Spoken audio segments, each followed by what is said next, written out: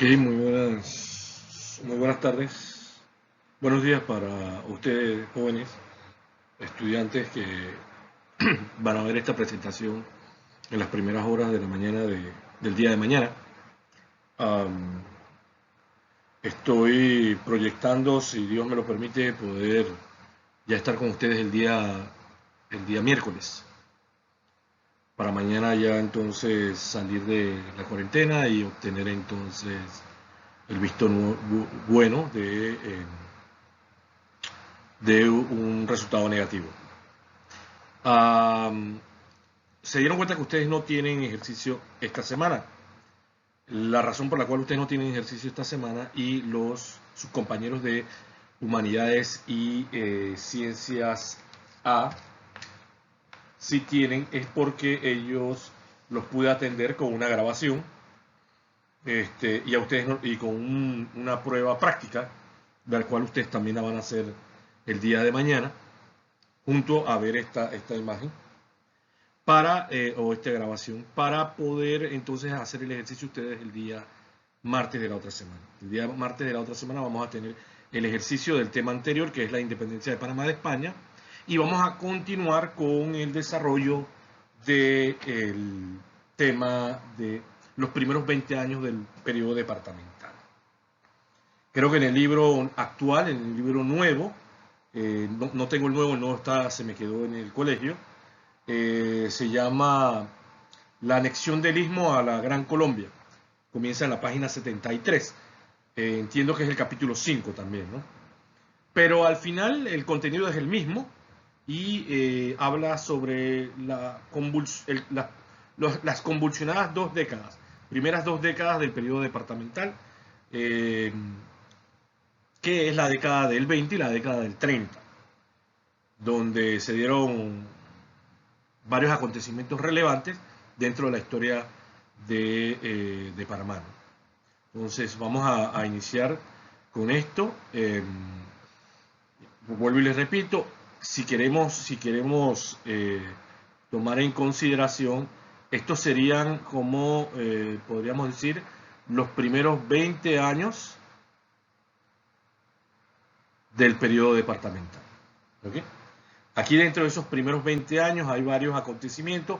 Por ejemplo, hay 3 intentos de separación de Colombia, que efectivamente fueron infructuosos porque nosotros tuvimos a Panamá en el periodo departamental por 82 años. Pero en sus primeros 20 años intentamos separarnos en 3 ocasiones que se pueden tomar como intentos con hechos concretos, con información relevante que los autentifica. 3 intentos de separación. ¿Bien? Vamos entonces a pasar a esta presentación. Este tema tiene 2 presentaciones. Esta es la que vamos a tratar de desarrollar ahora. Y la segunda, que es un mapa conceptual que yo he desarrollado para mejor entendimiento de esos 3 intentos de separación, lo vamos a ver entonces en la siguiente semana. ¿Ok? Bueno, miren, más o menos nosotros vamos a estar tocando el tema de la unión a Colombia y por qué nos unimos a Colombia. Creo que de eso sabemos ya en el tema anterior. Vamos a hablar de la importancia del Congreso Anfitriónico que se celebrase en Panamá. Ya daba pie a mantener la importancia que tuvo sobre todo el periodo colonial. El Istmo de Panamá se mantiene en el periodo departamental para los efectos de Latinoamérica. Vamos a ver los intentos de separación. Esta parte es la que yo les digo que vamos a trabajarlo principalmente la próxima semana, ¿no? Próxima semana. Porque lo voy a ver con una presentación que ya tengo. Ustedes van a ver ahí, les voy a mostrar la presentación o parte de esa presentación donde vamos a trabajar los intentos de separación. Lo que vamos a tratar de ver hoy es el contexto general, ¿no?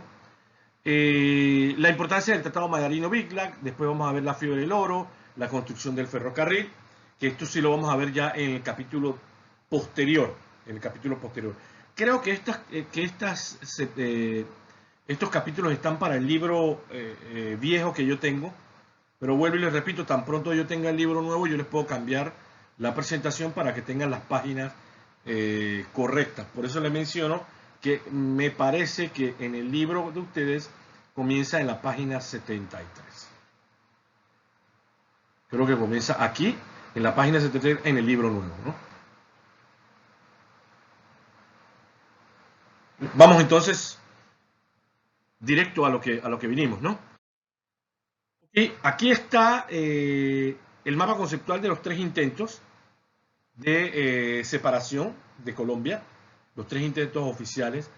El libro le da una característica puntual, yo le doy otra realmente. Creo que estas características que ustedes están viendo aquí, las vamos a ir desarrollando. Los años, como les mencioné, nosotros nos unimos a Colombia en 1821 y ya para 1840 se habían dado tres intentos de separación. Por eso que decimos que este capítulo es los primeros 20 años, los convulsionados 20 años, los primeros 20 años.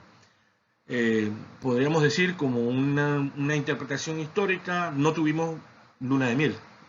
Yo siempre lo digo así, porque me gusta que mis estudiantes entiendan que uno, como lector de la historia, puede interpretarlo y darle sus propios epítetos o sus propias connotaciones, ¿no? No tuvimos luna de miel con Colombia, ¿no? Sin lugar a dudas. Entonces, este es el mapa conceptual que vamos a más o menos, pero a proyectarlo y a enseñarlo la próxima semana ya de forma presencial, ¿no? Vamos a dejarlo hasta ahí porque no quiero como entrar en mayor información. Ok, entonces nos unimos a la Gran Colombia, ¿se acuerdan? Nos unimos a la Gran Colombia y la razón por la cual nos unimos era la propuesta más coherente, más sensata para poder mantenernos a salvo. ¿A salvo de qué? A salvo de la reconquista de la corona española de Panamá. ¿Okay? De Panamá. Era muy importante que Panamá se sintiese seguro de esa independencia. Igual, la reconquista de Panamá, si queremos interpretar, hubiese representado una matanza, porque aquí hubiesen hecho una persecución, vamos a ponerlo así, recia contra todos los conspiradores que pudieron lograr la independencia. Aquí recuérdense que militares españoles desertaron ya y formaron parte de la descendencia futura de Panamá. Así que nos cubríamos como panameños de no ser reconquistados.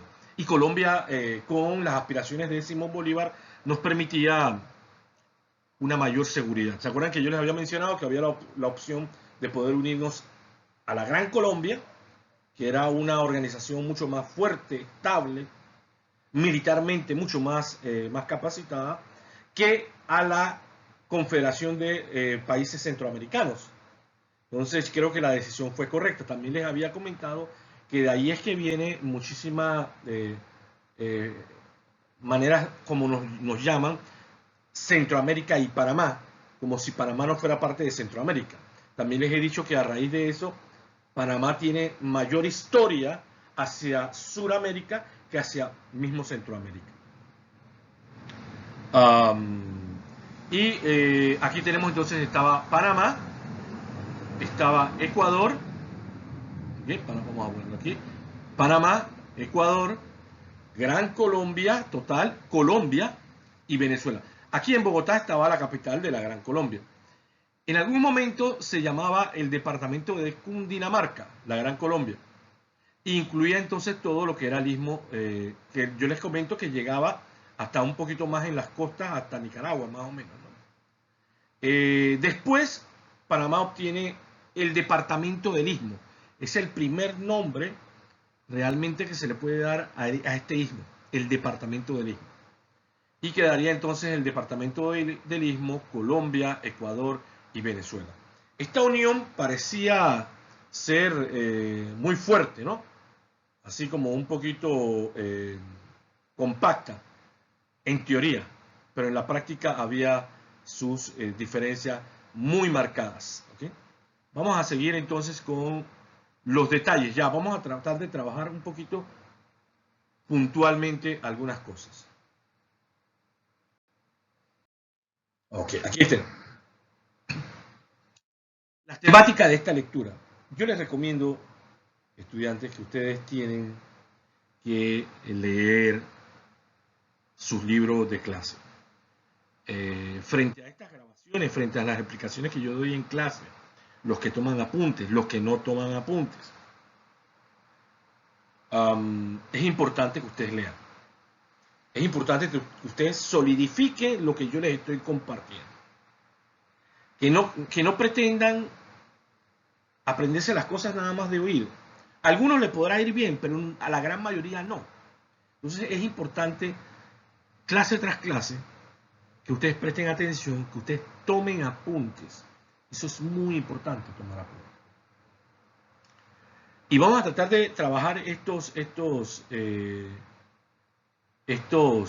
puntos, ¿ok? Y yo le voy poniendo aquí, vamos a ver, ¿qué pasó aquí?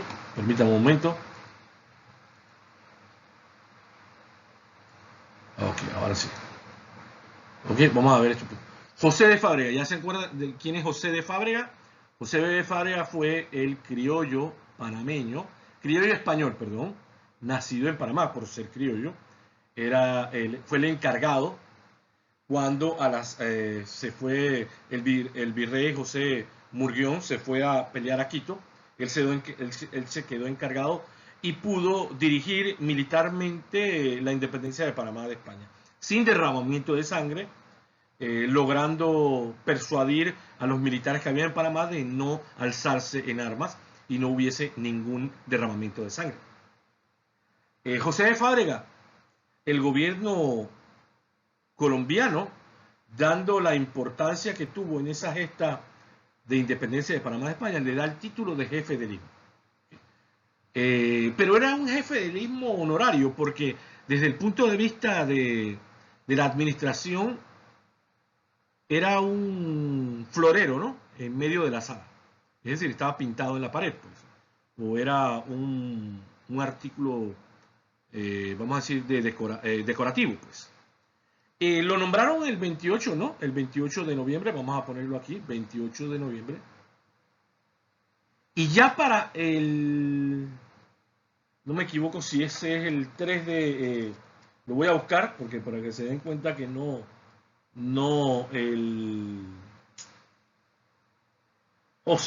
de febrero, perdón, el 9 de febrero. Sí, en noviembre, noviembre del 1821. El 9 de febrero, el 9 de febrero de 1822, lo mandan de vuelta a la gobernación de Veraguas. Es decir, no le dieron oportunidad de desarrollar ningún tipo de gestión. Fue como para el momento de la celebración. Sí, tú, José de Fábrega, vas a ser el jefe del istmo. Sin autonomía, sin autonomía administrativa. Dependiendo de todo lo que viniese de Bogotá. Y ya el 9 de febrero lo mandan para la gobernación de Veraguas, de donde era oriundo. Recuérdense que Veraguas era oriundo, o donde tenía obviamente su mayor poder político, José de Fábrega, que era una región, ¿se acuerdan que era una región latifundista? Era la región agrícola, toda la provincia de Veraguas. Recuerden que la provincia de Veraguas era las provincias centrales. Y en la región de Azuero se recuerda que fue donde nace la independencia de España, ahí eran minifundistas, ¿verdad? Y eran principalmente ganaderos. Así que él no tiene mayor relevancia, y nombran entonces a el señor José María Carreño como el encargado, ¿ok? Él era una persona muy allegada al poder central del gobierno colombiano, centralista, de mano dura, y llega entonces a administrar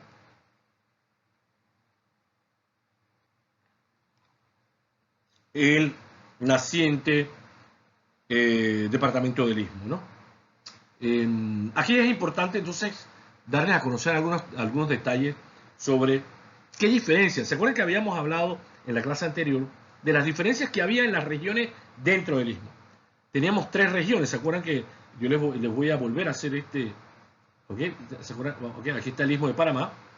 Había una región transísmica o de tránsito. Aquí estaban los criollos de tránsito. Aquí estaba la ciudad de Colón, la ciudad de Panamá. Teníamos la región de Azuero, que aquí estaba la parte de la ganadería, y teníamos entonces la región de Veraguas, que eran los latifundios y toda la parte agrícola, ¿no? Okay, aquí vamos a ponerlo así. Esas eran las 3 áreas, ¿no? 1, 2 y 3. Okay, 1, 2 y 3. Okay. Esta era la característica de cómo era el istmo de Panamá dentro de sus áreas económicas. Pero ¿qué diferencia tenía el istmo completamente comparado con las características económicas colombianas? Colombia era y es un territorio sumamente más grande, más extenso, unas regiones agrícolas mucho más amplias. El latifundismo fue prácticamente la forma de vida colombiana en términos económicos. ¿Okay? Era un país militarizado, era un país construido, tenía una estructura, una jerarquía, tenía toda una característica política muy bien establecida. Panamá realmente seguía siendo un territorio, vamos a poner, políticamente efímero, era un territorio muy chico. Para Colombia su importancia seguía siendo vital en el aspecto de tránsito, es decir, le importaba esta área que está aquí. Y voy a tachar esta, voy a poner aquí. Esto era lo que le importaba a Colombia. Nada más. Le importaba esto nada más. Así que esto no tenía nada de importancia para Colombia. Y aquí se centró, lo poco que hizo Colombia, se centró en el área transitista. Lo poco. Nuestro tamaño era tan reducido que la agricultura y la ganadería no era gran participación. Entonces éramos económicamente 2 áreas muy diferentes. Mientras Colombia era una área de sector primario, de economía, sector secundario, industria, agricultura y demás, Panamá era del sector terciario, el sector servicio. ¿Okay? Panamá realmente se había independizado de España porque también a nosotros nos cargaban los costes militares de la corona española. Y le digo a nosotros, estamos hablando de los que pagaban esos costes, que eran los criollos, los que tenían determinado poder adquisitivo, pagaban la economía. ¿Saben qué hicieron los colombianos apenas llegaron y nos unimos a ellos? Militarizaron el área transitista y por ende, ¿a quién ustedes creen que le cobraron los costes militares? A los criollos. Entonces, el cambio no fue positivo. Inmediatamente el cambio no fue positivo. Yo creo que yo le he dicho esto en varias clases durante diferentes años que yo he estado con ustedes. Yo diría que nosotros visualizamos una oportunidad gracias a que nos vendieron bien la idea de unirnos a la Gran Colombia a través de esa figura tan magnética, tan magnánima como lo era Simón Bolívar, y fue un fiasco.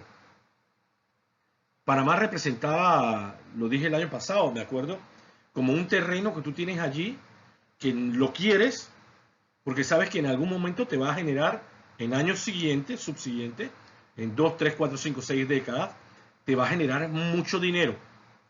Pero que ahora mismo tú ni siquiera lo necesitas cortarla, tú nada más lo cercaste, vamos a poner, lo cercaste. Es decir, ahí estaba Panamá, para Colombia, para todo Colombia, imagínate que todo Colombia, aquí estaba Panamá, pues.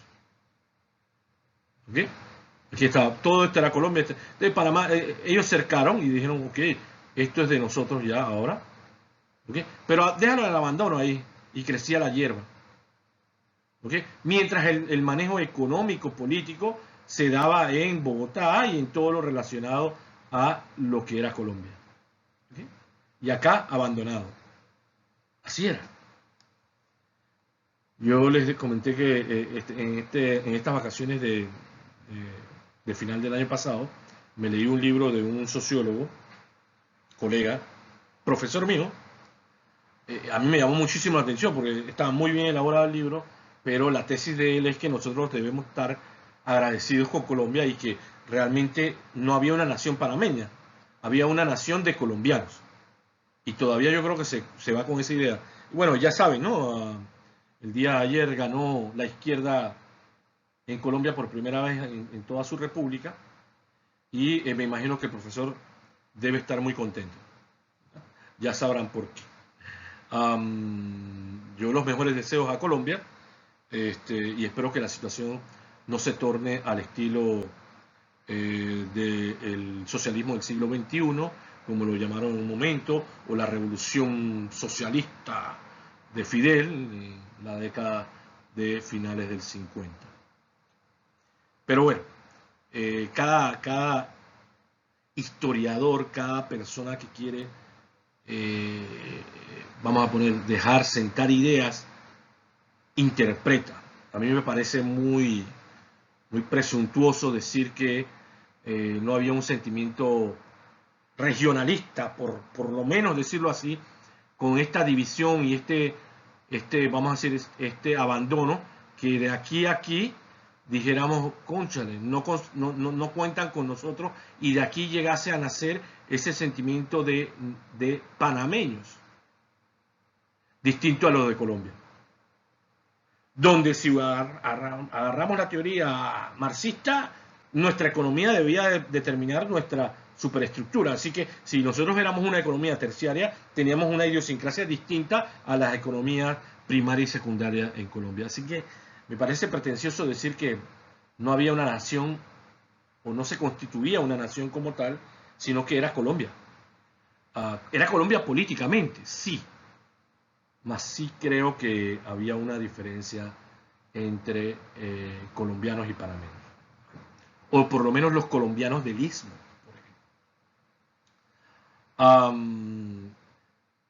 La cercanía con el modelo económico norteamericano visto a Panamá. Es decir, Panamá tendía más hacia el modelo que nos quería plantear Estados Unidos, ¿ok?, que al modelo que estaba en Colombia.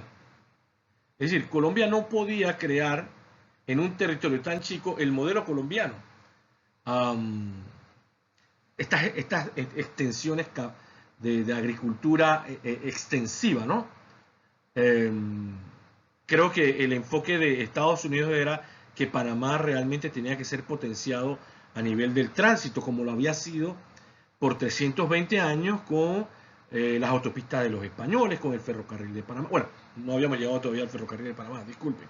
O como iba a ser potenciado por Estados Unidos con el ferrocarril de Panamá. Pero ya saben que para poder hacer eso, primero se tuvo que firmar en 1946 el tratado, y lo dejo así porque los voy a escuchar aunque no esté allí, Mayari-no-Bitlaq.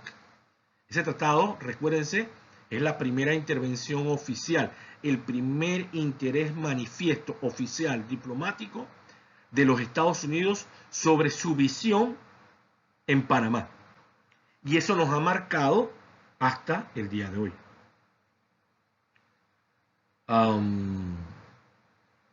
Otro aspecto, la protección militar colombiana. Bueno, ya de eso lo hemos hablado. Esto requería que los criollos pagaran más impuestos. Nuevamente los impuestos, es decir, si nos habíamos independizado, o por lo menos los que habían liderizado la independencia de Panamá de España, eran los criollos, volvíamos a lo mismo, al abandono y al cobraje, o al cobro, perdón, de impuestos. No teníamos escuelas, recuérdense, no teníamos universidades. ¿Okay? Los jesuitas los habían expulsado los reyes españoles. Llegamos a tener universidades es hasta 1935. 1935, perdón. Y con Colombia estábamos en la misma situación. O sea, en los primeros años no se había hecho nada, y créanme, no se hizo nada en los siguientes años. A nivel, por ejemplo, de educación no sigue, de grandes mejoras no sigue. De más decirles qué es lo que nosotros leímos el año pasado con Un Camino entre dos mares, cuál era la situación de las ciudades de Panamá y Colón. ¿Okay? Las ciudades de Panamá y Colón, tanto que hablamos de las ciudades de Panamá y Colón, cuál era la situación. ¿Okay? Vamos a borrar esto aquí. La situación de las ciudades de Panamá y Colón era la misma. Aquí estaba la ruta transitista, aquí estaba la ciudad de Colón, aquí estaba la ciudad de Panamá. Esto era el único área que le interesaba a Colombia y esto estaba totalmente abandonado. No había conexión. ¿Saben lo que había antes del ferrocarril? Había caminos de caballos y mulas, como en los tiempos coloniales. Nada había cambiado. Imagínense un camino largo y tedioso. ¿Okay? Eso es lo que había. Se podía seguir usando lo que decía el camino de cruces en términos de que parte por tierra y parte por canoa. Pues. Y no había escuelas, no había infraestructura. No, mientras, es que a lo que yo siempre les he dicho a ustedes, mientras que en Centroamérica, por ejemplo, se estaba desarrollando la escolaridad, mientras Colombia estaba desarrollando sus ciudades, Panamá seguía abandonado. Primero entonces vinieron los norteamericanos con su intención del ferrocarril. Vamos chicos, ¿eh? Los norteamericanos no nos querían porque éramos panameños. Ay, los pobrecitos panameños. Claro, que tenían el interés del ferrocarril. Y ya esa historia ustedes la conocen. Después vinieron los franceses y querían hacer el canal. Vamos chicos, no era porque los franceses decían, ay, los pobrecitos panameños. No, tenían sus intereses. Es decir, que Panamá no es que venía a ayudarlo. La gente venía a cumplir sus intereses. Colombia no venía a ayudar a Panamá. Colombia quería cumplir sus intereses. El interés que tenía Colombia era que sabía que ya teniendo por voluntad propia los panameños, uniéndose a ellos, tenía allí un territorio que iba a valer muchísimo. Muchísimo. Y no lo iba a perder, ¿eh? Y no lo quería perder. Entonces comenzó a manifestarse lo mismo que en el final de la independencia de Panamá de España. Vamos a decir, las protestas de los criollos, de los comerciantes, ¿okay? De los mercaderes locales en el istmo, ¿okay? El descontento económico, político, muy similar como estaba en la colonia, con las colonias españolas, pasamos con el periodo departamental colombiano. Y Panamá entonces y los grupos comerciantes impulsaron lo que le llamó el país ansiático.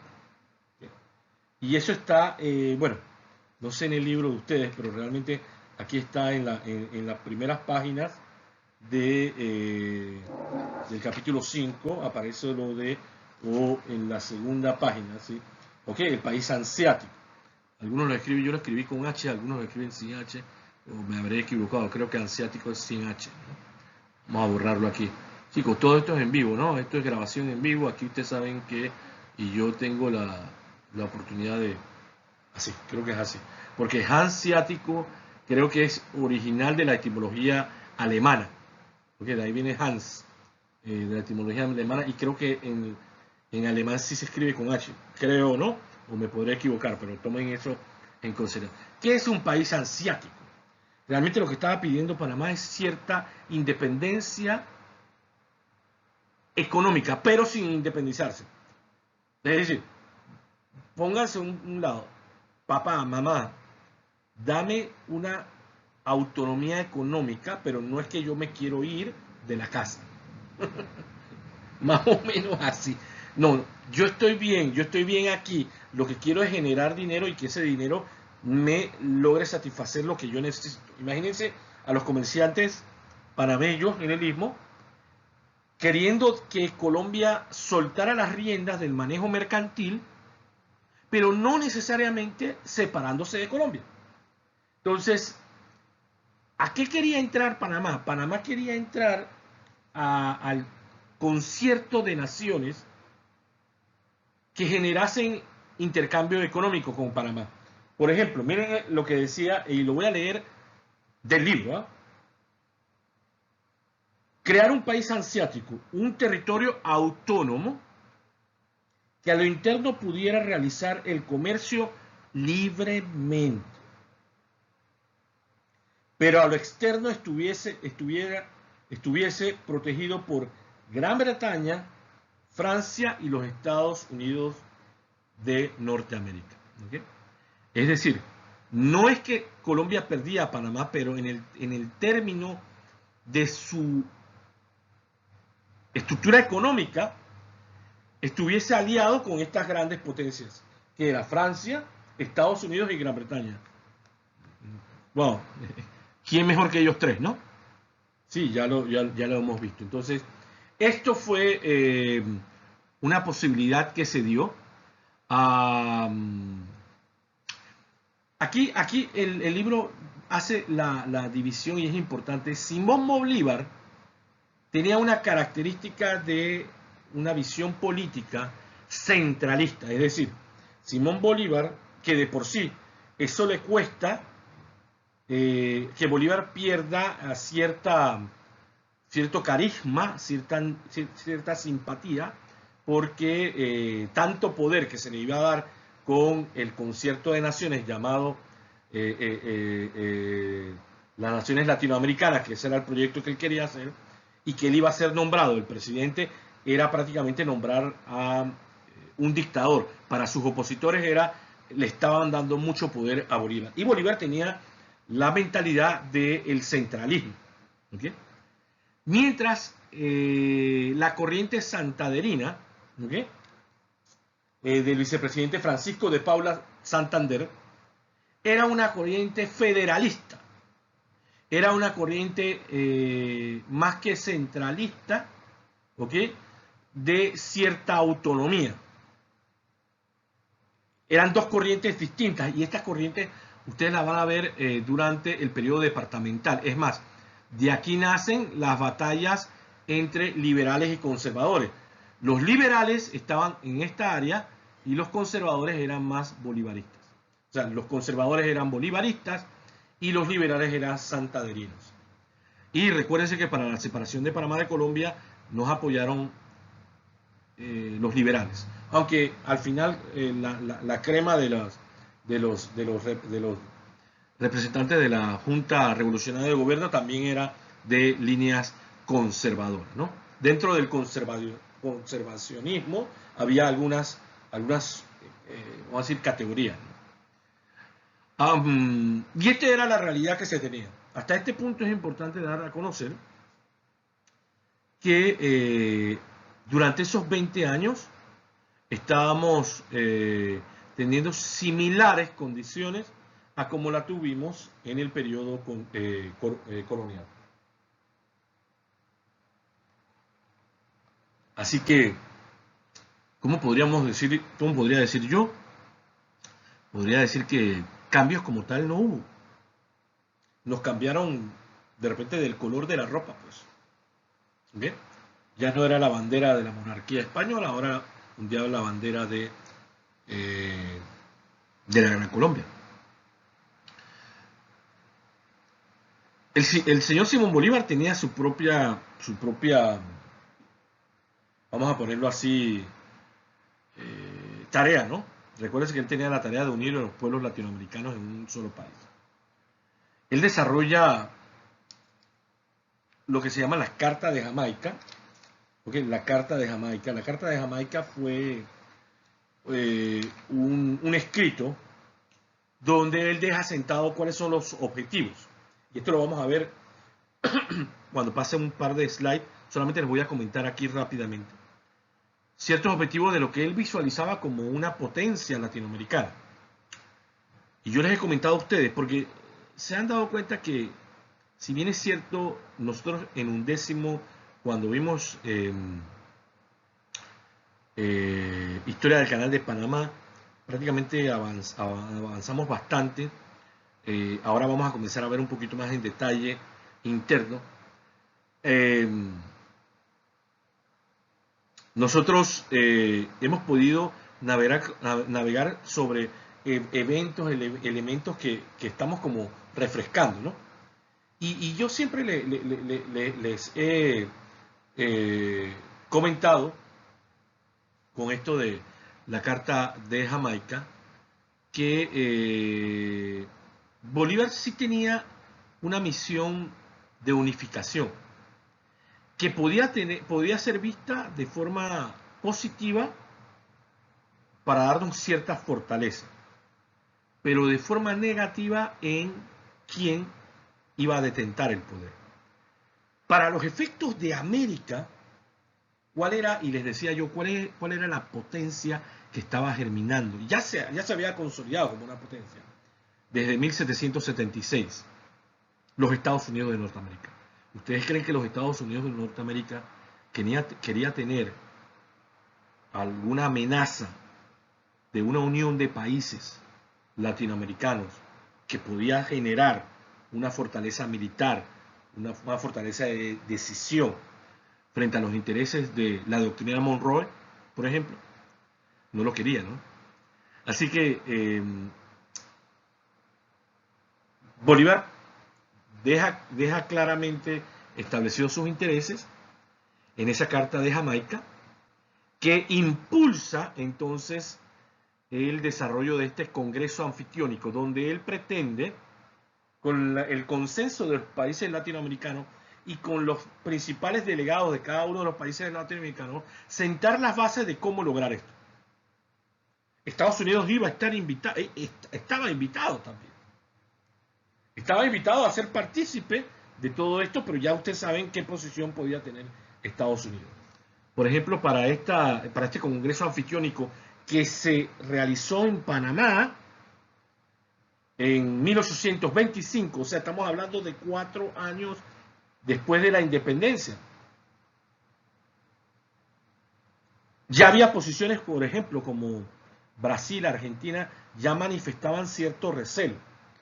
México también manifestaba cierto recelo. Y vamos a ver cuáles eran las dificultades que se tenían. Pero aquí lo importante es que el Congreso Anfitriónico se hace en Panamá. ¿Y por qué esto es importante? Me imagino que ya en su cabeza debe estar dándole. Porque ratificaba nuevamente la importancia geoestratégica del Istmo de Panamá. Era importante que Panamá marcara inmediatamente la importancia para las agendas latinoamericanas como un punto de reunión. Aquí es donde yo vuelvo y repito, muchas veces lo he dicho, Panamá el centro del mundo, el corazón del universo. Esa expresión así tipo romántica nos habla muchísimo sobre la importancia de Panamá en el eje de América, literalmente es el eje de América. Lo que queda del Congreso Anfitriónico, lo vamos a ver ahora más adelante, no es más que hoy en día la OEA, la Organización de los Estados Americanos. Y como último punto aquí, se materializa la rivalidad entre Estados Unidos e Inglaterra. Miren, recuérdense que la doctrina Monroe decía, europeos nada en América, porque si no, Estados Unidos, ¿no? Se iba a poner en disposición de verlo como una afrenta y podía replicarlo entonces en Europa. Inglaterra es como el papá de Estados Unidos, ¿no? Inglaterra dijo, no, eso no, conmigo no aplica. Y ellos se entendían, es como padre y madre, ellos se entienden, ¿no? Hijo y padre, por decirlo. Ellos se entendían. Y hay varios tratados en relación a esta, diríamos, lima de asperezas, ¿no? Es decir, tú tienes asperezas y tú agarras una lima, una lija, y tratas de quitar esas asperezas. Ya lo vamos a ver en su momento con los tratados Clayton-Bulwer, ¿no? Y lo que generó como, vamos a ponerlo así, una piedra en el zapato de los ingleses, el Tratado Mallarino-Biclan. Ese fue una molestia muy grande para los ingleses. Y los norteamericanos estaban molestos por la participación de los ingleses en las islas caribeñas, con el reino de los Misquitos, que ya lo hemos hablado, en Centroamérica, con Belice, con Jamaica, Estados Unidos con su interés en Cuba y Puerto Rico, que era la otra parte, y los británicos con las islas, las Antillas Menores, donde también estaban ciertos intereses franceses. Así que la lectura se hace muy, muy enriquecedora para ese momento de la historia. Vamos a pasar a otros slides. Con lo que les he comentado ahora, creo que les estoy dando un pantallazo bien amplio de estos temas de la lectura. Esto que está aquí, nuevamente les menciono, no lo vamos a tocar. Next, esto va a ser la próxima semana, ¿ok? Pasamos entonces a la siguiente slide. Hablamos ya de la doctrina Monroe, en 1823, antes del Congreso Anfitriónico. El objetivo era eliminar la influencia europea en América, y ustedes lo saben, ¿ok? América para los americanos.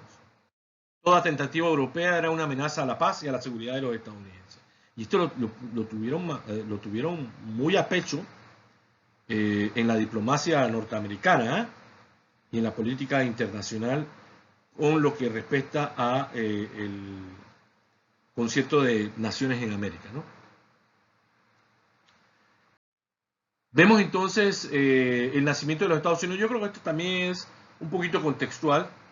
¿Okay? Recuérdense que las 13 colonias estaban aquí, ¿okay? Las 13 colonias, y cómo Estados Unidos a lo largo de su desarrollo fue adquiriendo su expansión hacia el oeste. Y aquí va también, recuérdense, la filosofía del destino manifiesto.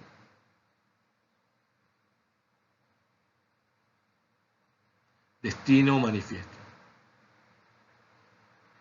Este mapa para mí es muy importante porque aquí le va diciendo cómo va poco a poco. Recuerden que por lo menos estos territorios que están aquí, estos territorios del Mississippi, Tennessee, Louisiana, todo esto que le estoy marcando aquí, se lo ganó Inglaterra a Francia. Esta era Nueva Francia, le llamaban todo esto que seguía hasta acá. ¿Okay? Cuando en esa batalla entre Francia e Inglaterra la gana Inglaterra, una de las razones por la cual estas colonias se molestaron es que Inglaterra le dijo a las colonias inglesas aquí en América que estos territorios no podían acceder a ellos, que se tenían que quedar ellos aquí, que esos territorios estaban vedados para las colonias, imagínense, y ellos eran los que estaban en América. Entonces eso les molestó. Bueno, al final estos territorios fueron entonces cedidos por Gran Bretaña ya cuando se dieron los acuerdos de paz de la independencia de las 13 colonias. Y así fueron aumentando las cesiones españolas, ¿okay? En Florida, las compras a Francia, la anexión de Texas. Bueno, ya ustedes saben las cesiones de México. Y así se fueron estableciendo. Miren, interesante, en 1848, México cede la región de California y prácticamente todo la masa de la parte oeste de los Estados Unidos. Y en 1949, ¿se acuerdan?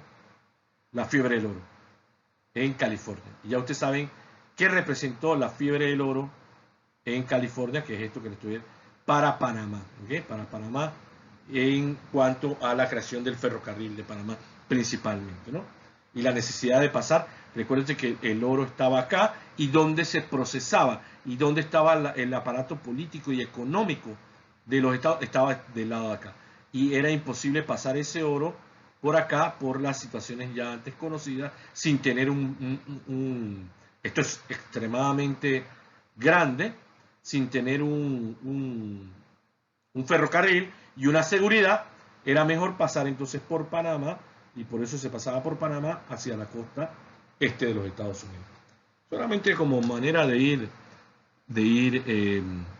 acá está en 1867 la compra de Alaska a los rusos, ¿okay? Por $7 millones, algo así. Sí, 7.5 millones de dólares.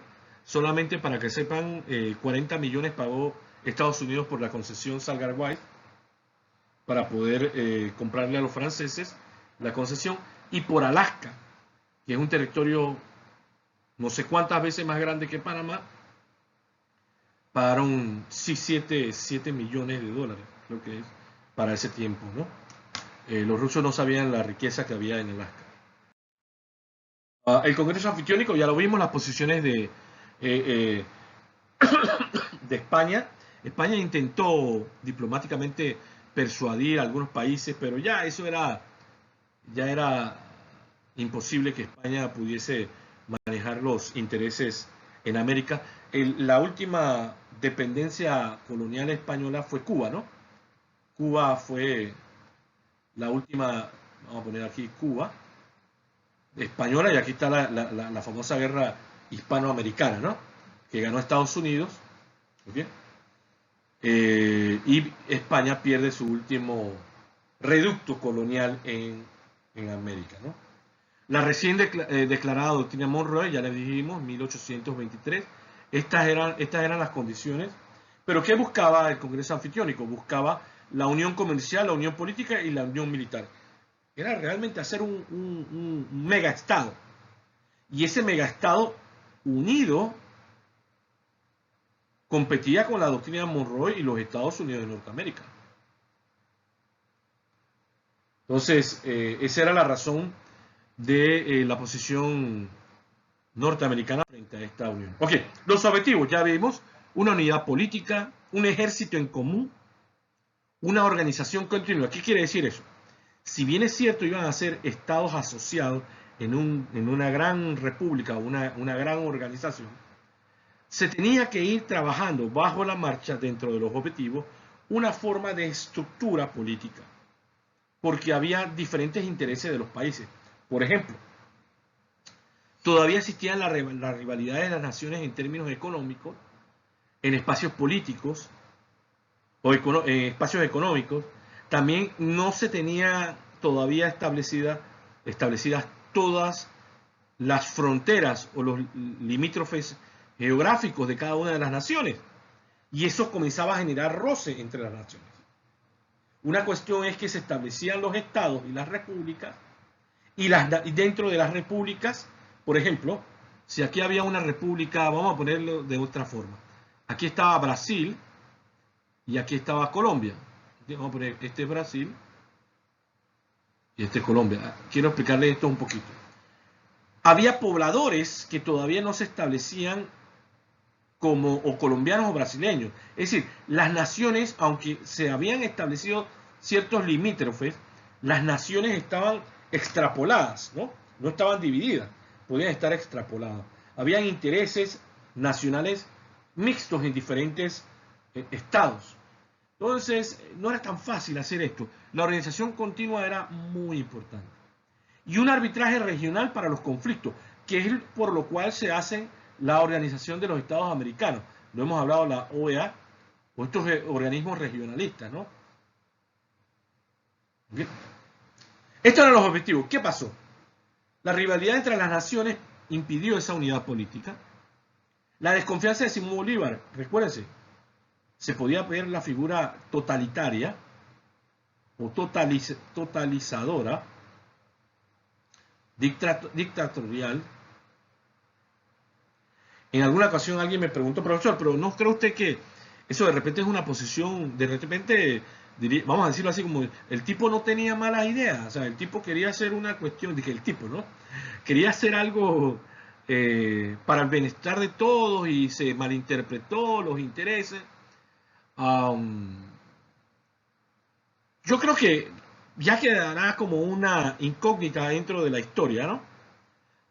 Pero sí había insinuaciones, había rasgos de concentración de poder que no era muy saludable. ¿Okay? Es decir, usted iba a colocar en la figura de Simón Bolívar, un ejército en común. ¿Con qué poder? Pero usted se imagina con qué poder ese ejército en común, ¿no? En cuanto a la organización continua, sin consensos en temas comerciales, principalmente.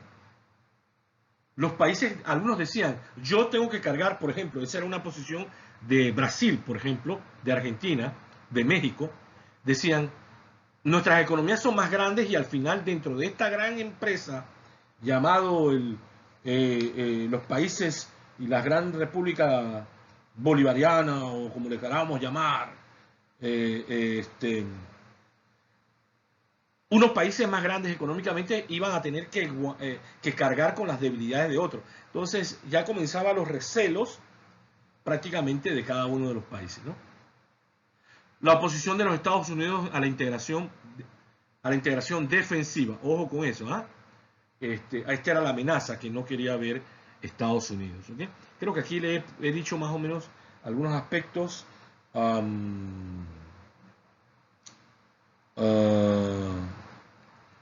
¿Qué otra cosa sí se me viene a la mente? Estoy verificando nada más algunas cositas que se me venga, que se me haya ido, pero no. Bien. Y ya, bueno, más adelante, yo creo que esto no está en el libro, pero es importante que ustedes lleguen a saber que la Gran Colombia pasa de la Gran Colombia a Nueva Granada, de una Granada, entonces pasa a Colombia, pero cuando se desintegra en tres áreas, ¿no? Venezuela, Ecuador y Colombia. En Venezuela estaba las corrientes santanderina.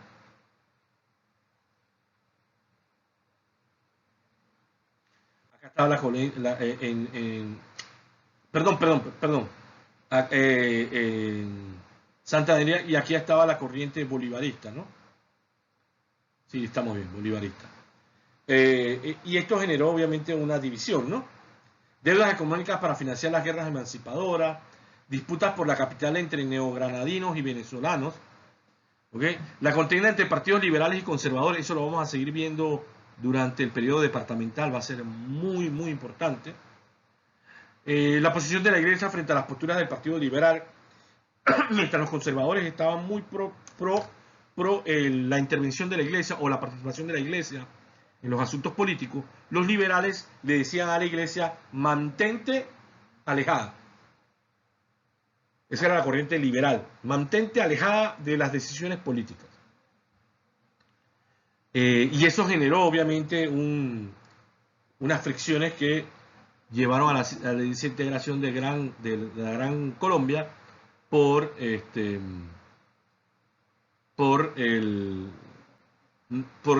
nace Venezuela, Ecuador y Nueva Granada como tal. ¿Okay?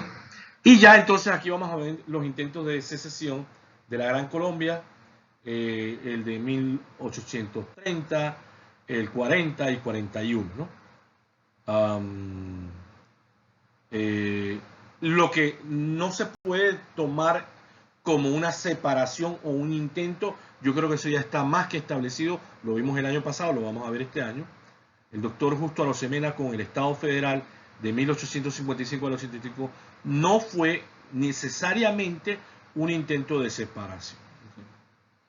¿Okay? Y pudo lograr Panamá durante este tiempo cierto avance, pero tampoco fue muy amplio, y lo vamos a ver aquí por la incompetencia de nosotros mismos como panameños cuando tuvimos la oportunidad de tener este instrumento político llamado Estado Federal y no lo pudimos mantener y solidificar para beneficio de Panamá. Así que parte, y con esto quiero dar a conocer algo, parte del retraso de Panamá en el periodo departamental no solamente podemos atribuirlo a la posición colombiana sobre qué hacer con Panamá, sino también tenemos que hacer una mea culpa porque tuvimos un instrumento político llamado el Estado Federal, apoyado por la Constitución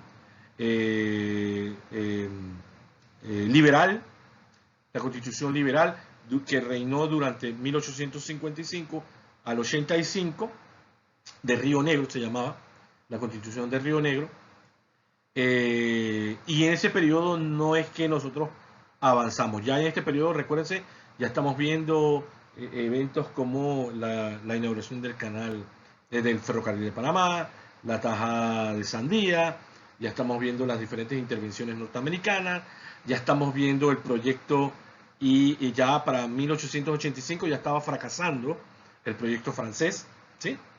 El proyecto francés como tal. Así que no fue el Estado federal tomado como un intento real de separación. Yo lo coloco aquí porque son momentos en los cuales tratamos de obtener cierta autonomía, ¿no?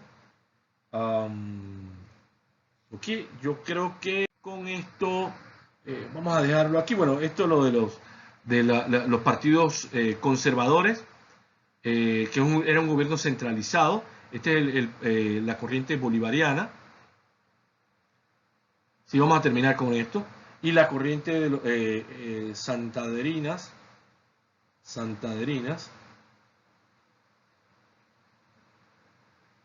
con la corriente más, vamos a decir, descentralización, una autonomía en los estados federales y aquí en un gobierno central. Los cambios se debían dar paulatinos. En el cambio de los liberales eran mucho más revolucionarios, eran cambios radicales, ¿ok? Favorecía los intereses regionales, de ahí que venía la cierta independencia. Disminuir la injerencia de la iglesia, ya se los comentaba yo a ustedes. La iglesia y la religión eran elementos de cohesión necesarios para consolidar la nación. Esa era la posición. Entonces había diferencias marcadas entre los países, los partidos conservadores y liberales, y esta lucha se fue a nivel del Istmo de Panamá. Para los efectos de nuestra separación, los liberales apoyando la separación de Panamá y los conservadores tratando de establecer la retención del Istmo de Panamá. Okay. Ok, y ya para concluir, esta sí ya es la última, casi una hora hemos estado hablando aquí. Yo espero que la puedan ver esta grabación. Hoy en día este es el escudo de armas de Colombia hoy en día. Para el 2003 se hizo un intento de modificar el escudo de armas. ¿Por qué? Porque todavía aparece el Istmo de Panamá, pueden verlo allí. Todavía aparece el Istmo de Panamá en el escudo de armas de Colombia. Y la votación para quitarlo y que aquí se colocase las islas de San Andrés, que sí son parte de Colombia y están más pegados hacia Nicaragua, fracasó. Y se mantuvo entonces, vamos a decir, el sentimiento de añoranza del istmo centroamericano, del departamento del Istmo, como pueden ver, en el escudo de Colombia. Y todavía se mantiene, este es el escudo de Colombia hoy en día. Nada más le digo eso como una curiosidad. Bueno, dicho esto, me queda solamente, como les mencioné, hablarle de los 3 intentos reales de separación, ¿okay? Que se van a dar con el intento de separación con José Domingo de Espinar, Juan Eligio Aitzuru y Tomás Herrera, que se denominan en base o con base a quienes lo lideraron. Concluimos, chicos. Espero que les haya facilitado esto, algún preámbulo a su lectura. Y yo estoy dando esta clase dada, chicos. Esto para ustedes yo no lo voy a volver a dar. Yo cuando nos veamos la próxima semana, porque no nos vamos a ver mañana, voy a ir directo a los 3 intentos de separación o de secesión de unión a Colombia. Nos vemos, chicos. Un gusto. Chao.